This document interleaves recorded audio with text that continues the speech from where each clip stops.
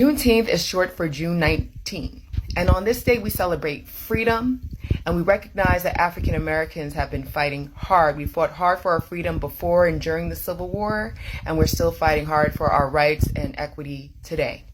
On June 19, 1865, Union Army General Gordon Granger traveled down to Texas to read aloud General Order Number 3, stating that enslaved Africans there were now freed.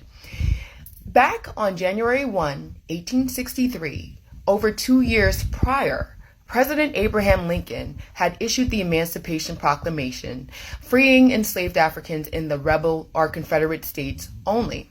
Despite this, many white enslavers continued to practice slavery. They ignored the Emancipation Proclamation because it was issued during the Civil War.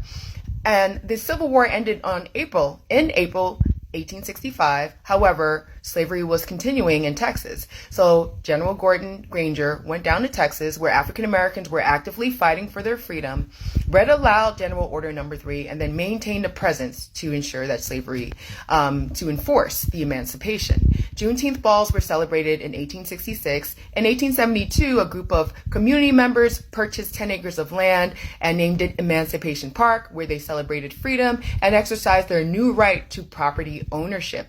There were continued obstacles to freedom, of course. The racist ideology that Black people belonged to an inferior subhuman race did not simply disappear with the end of slavery. The Black codes were passed in the South. These were strict, very harsh rules that led to widespread arrest of Black men, particularly, and also Black women. It was such a severe, harsh period that it became known as the Great Nadir, or second slavery. Then it was replaced by the racial apartheid in America, known as Jim Crow laws, which enforced racial segregation in every aspect of public and private life in America.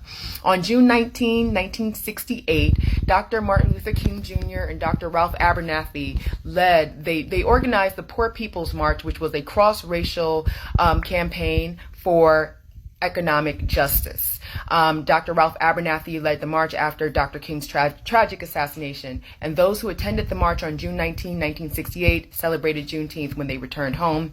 In 1980, Texas State Representative Al Edwards pushed a bill making Juneteenth a state holiday. It became a state holiday in New York, my state, when Governor Cuomo pushed the bill in January 2020. And then after the tragic killings of George Floyd, Ahmaud Arbery, and Breonna Taylor, more states began making Juneteenth a state holiday in 2020, and it became a federal holiday last year in 2021. See me on YouTube.